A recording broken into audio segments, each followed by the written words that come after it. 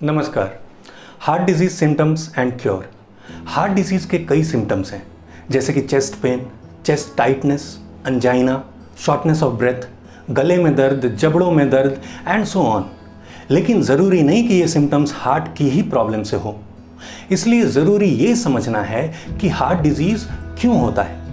एक वीडियो है मेरी जिसका नाम है cholesterol normal range and medical fraud. अगर आपने ये वीडियो नहीं देखा है तो डिस्क्रिप्शन में इस वीडियो का लिंक है, आप देख सकते हैं। इस वीडियो में मैंने आपको बताया था कि स्टैटिन या कोलेस्ट्रॉल लोअरिंग ड्रग लेना कितनी इर्रेस्पॉन्सिबल बात है और कितना खतरनाक है। ब्रिटिश मेडिकल जर्नल का कहना है कि 19 बड़े ट्रायल्स हुए हैं जिनमें 1 लाख से ज़्यादा महिलाओं का हार्ट डिजीज़ और हाई कोलेस्ट्रॉल का कनेक्शन जानने की कोशिश की गई। तो पता चला कि कोलेस्ट्रॉल का हार्ट डिजीज़ या डेथ से कोई लेना देना नहीं है। इसलिए महिलाओं को न तो कोलेस्ट्रॉल की चिंता करने की ज़रूरत है और न ही इसको मेजर करने की ज़रूरत है। और ये सिर्फ ब्रिटिश मेडिकल जर्नल नहीं कह रहा, national heart lungs and blood institute भी महिलाओं के बारे में यही कह रहा है। इसका मतलब महिलाओं को अपना कोलेस्ट्रॉल चेक करने की ज़रूरत ही नहीं है। ये मैं नहीं कह रहा, ये रिप्यूटेड मेडिकल जर्नल्स कह रहे हैं। और पुरुषों के केस में भी ऐसे ही ट्रायल्स हुए और पाया गया कि जो पुरुष 50 साल के ऊपर हैं उनको कोलेस्ट्रॉल की चिंता करने की ज़रूरत बिल्कुल नहीं है। हाँ, जो पुरुष 50 साल से कम हैं उनको कोलेस्ट्रॉल बढ़ने से हार्ट की प्रॉब्लम हो सकती है। चांसेस बहुत कम हैं पर हो सकती है। लेकिन कोलेस्ट्रॉल की दवा से अगर कोलेस्ट्रॉल को घटाएंगे तो प्रॉब्लम कम नहीं होगी बल्कि बढ़ेगी। क्योंकि अगर हम मेडिसिन वाले ट्रायल्स को देखें तो 1978 से अब तक सभी ट्रायल्स यही कहते हैं कि अगर आप मेडिसिन से कोलेस्ट्रॉल को कम करते हैं तो नंबर्स तो कम हो जाएंगे पर हार्ट डिजीज़ का रिस्क फैक्टर कम नहीं होता है। आपका कोलेस्ट्रॉल हाई है और आप दवा खाए जा रहे हैं। आपको लग रहा है कि हार्ट डिजीज़ का रिस्क है। इसको कहते हैं डिजीज़ मॉन्जरिंग, भय का व्यापार। इसमें एक डिजीज़ को इन्वेंट किया जाता है और आपको ऐसा डराया जाता है कि बिजनेस चलता रहे। डिजीज़ मॉन्जरिंग की शुरुआत हुई थी 1895 में। 1895 में एक सर्जन थे डॉक्टर जोसेफ लिस्टर। उनकी सीमेंट की फैक्ट्रीज भी थी और उनकी फ्लोर क्लीनिंग केमिकल की फैक्ट्री भी थी। बिजनेस ठीक नहीं चल रहा था उनका, तो उन्होंने फ्लोर क्लीनिंग केमिकल को छोटे छोटे बॉटल में बंद करके बेचना शुरू कर दिया, ये बोल के कि इससे मुंह बड़ा अच्छा साफ होता है। पर लोगों को पसंद नहीं आया और बिक्री नहीं हुई। फिर 5 साल बाद उन्होंने एक बीमारी इन्वेंट की। बीमारी का नाम था हेलिटोसिस। हेलिटोसिस मतलब कुछ नहीं, मुंह के बदबू का नाम रख दिया हेलिटोसिस। अब आपको डॉक्टर बोलेगा कि आपको तो हेलिटोसिस है, आप कहेंगे कि अरे मुझे तो हेलिटोसिस हो गया है, अब क्या करना होगा। तो लीजिए डॉक्टर जोसेफ लिस्टर का Listerine mouth wash. I am sure आपने भी कभी ना कभी इस फ्लोर क्लीनर से माउथ वॉश किया होगा। इसी तरह से कोलेस्ट्रॉल भी एक डिजीज़ मॉन्जरिंग का केस है। ये ज़रूर हो सकता है कि कुछ लोगों में जो 50 साल के नीचे वाले मेल्स हैं उनमें हाइयर कोलेस्ट्रॉल में indicate little bit of heart risk, but it certainly does not mean कि आप स्टैटिन से उसको कम करेंगे तो रिस्क भी कम होगा। लेकिन जब तक आप दवा लेंगे नहीं तब तक वो बिजनेस तो चलेगा नहीं, क्योंकि ये डर का व्यापार है। जो डर गया समझो मर गया। कोलेस्ट्रॉल लोअरिंग ड्रग को कहते हैं HMG-CoA इनहिबिटर। हमारी बॉडी में स्टार्च या ग्लूकोज से एक केमिकल बनता है एसिटाइल CoA, जिससे फिर HMG-CoA बनता है। जब आप कोलेस्ट्रॉल लोअरिंग ड्रग को लेते हैं तो ये दवा आपकी बॉडी में HMG-CoA के बाद कोई भी केमिकल बनने नहीं देता है। अगर आप स्टैटिन नहीं लेंगे तो HMG-CoA के बाद मेवलोनेट बनेगा। मेवलोनेट से tRNA, CoQ10, HEMA, डोलिकॉल, फिर सिग्नलिंग प्रोटीन और कोलेस्ट्रॉल बनेगा। जब आप स्टैटिन या HMG-CoA इनहिबिटर ले लेंगे तो tRNA, CoQ10, सिग्नलिंग प्रोटीन जैसे केमिकल्स आपकी बॉडी नहीं बना पाती।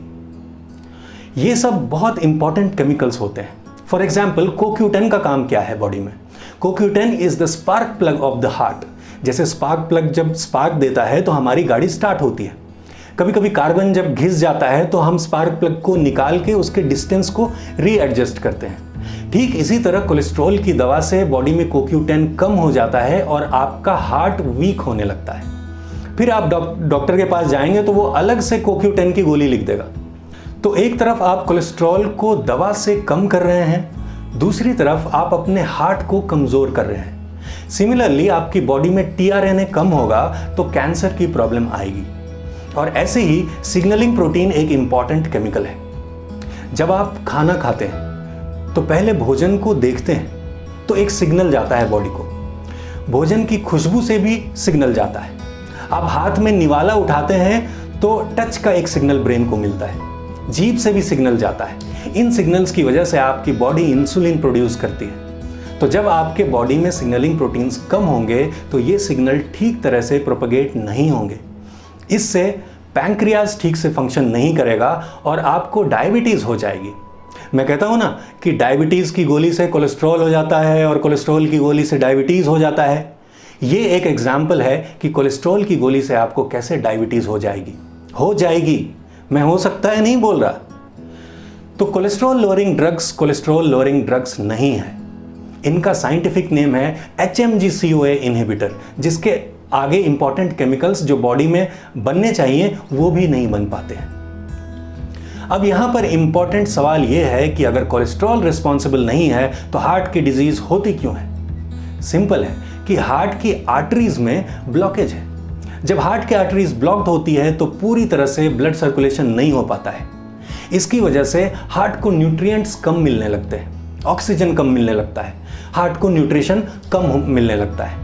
ऐसे में हार्ट पूरी तरह काम नहीं कर पाता है और कुछ टाइम बाद जब ब्लॉकेज 100% हो जाता है तो हार्ट अटैक आ सकता है, क्योंकि हार्ट के सेल्स को नरिशमेंट नहीं मिलेगी।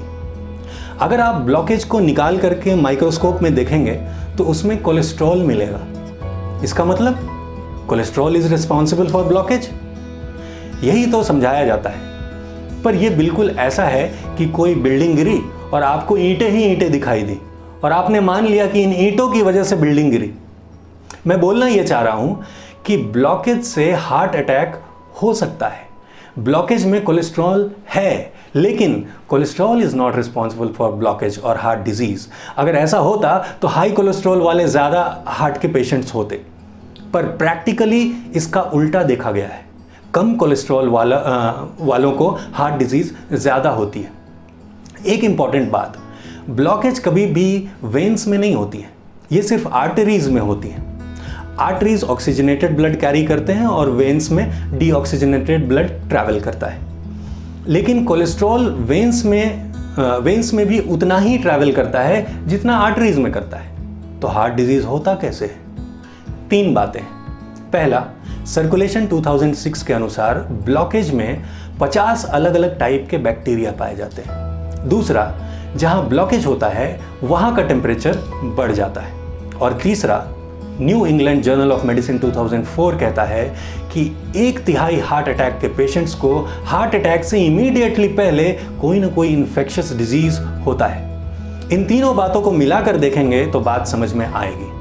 हमारी बॉडी में ब्लड के अंदर कीटाणु सर्कुलेट होते रहते हैं। हमारा इम्यून सिस्टम इनसे लगातार फाइट भी करता है, लेकिन कभी कभी ये कीटाणु, ये जर्म्स हमारे ब्लड वेसल्स के इनर मोस्ट लेयर या एंडोथेलियम लेयर को अटैक करते हैं।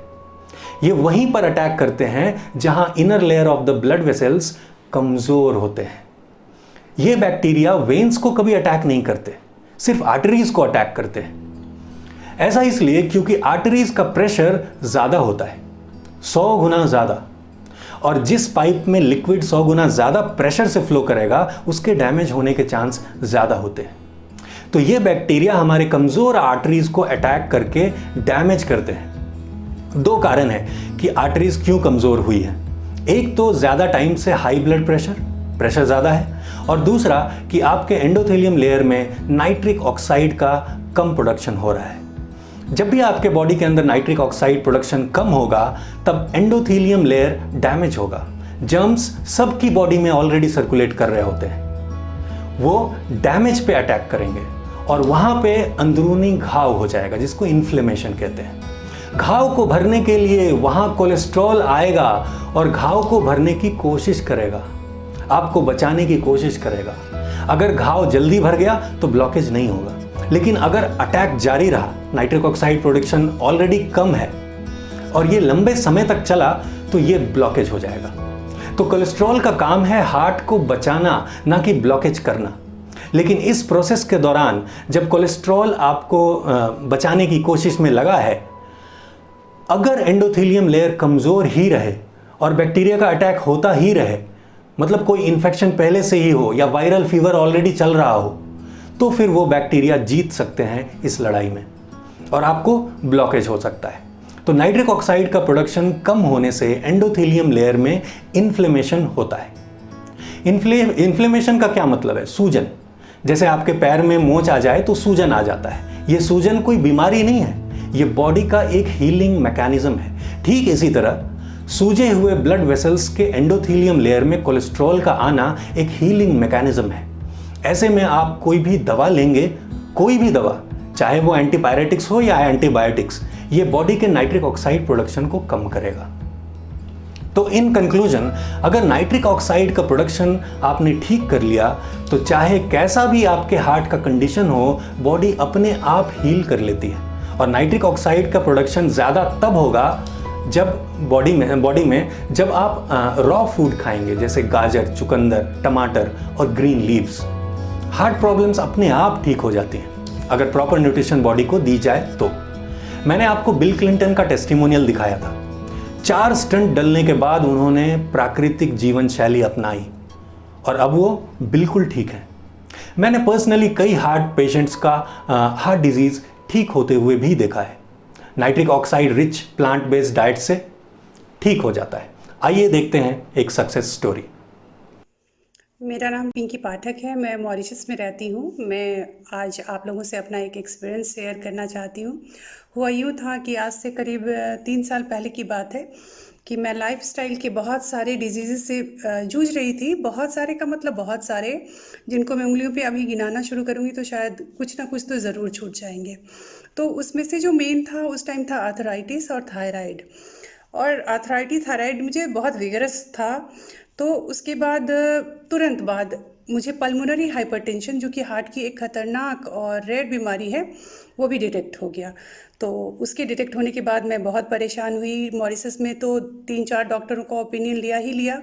इंडिया पहुंच गई, इंडिया में बहुत सारे डॉक्टर्स का ओपिनियन लिया और अंत में पहुंच गई मैं मेदांता। और मेदांता में डॉक्टर नरेश त्रेहान ने मुझे खुद देखा और सबका बस एक ही ओपिनियन था कि दवाई तो मुझे ज़िंदगी भर खानी पड़ेगी, मुझे दवाइयों पे ही रहना है और इसके सिवा मेरा कोई इलाज नहीं है। मैं बहुत निराश हुई और तभी इत्तेफाक से मैंने ये जो चिकित्सा पद्धति है जिसका नाम की जिसको डॉक्टर पद्माकर नेचर क्योर बोलते हैं, तो इसके बारे में जाना और डूबते को तिनका का सहारा। मैं इसके लिए गई, 3 महीने नेचुरल डाइट पे रही और यकीन करिए कि आज 2 साल से मैं दवाई की एक गोली नहीं ले रही हूँ और मुझे आज कोई भी बीमारी नहीं है और मैं एकदम फिट हूँ। तो ये मेरे लिए किसी जादू से कम नहीं था, लेकिन ये जादू हुआ। मुझे तो अभी भी कभी कभी विश्वास नहीं होता है कि ऐसा हो गया, लेकिन ऐसा हुआ।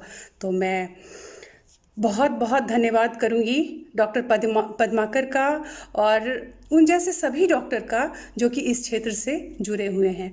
मैं भगवान से प्रार्थना करती हूँ कि भगवान इनको लंबी आयु दे और इतनी क्षमता दें कि ये इस कार्य को आगे बढ़ा सके, क्योंकि इसकी ज़रूरत, इस जादू की ज़रूरत मुझे ही नहीं पूरे विश्व को है और इसके लिए मैं भगवान से ज़रूर प्रार्थना करूँगी।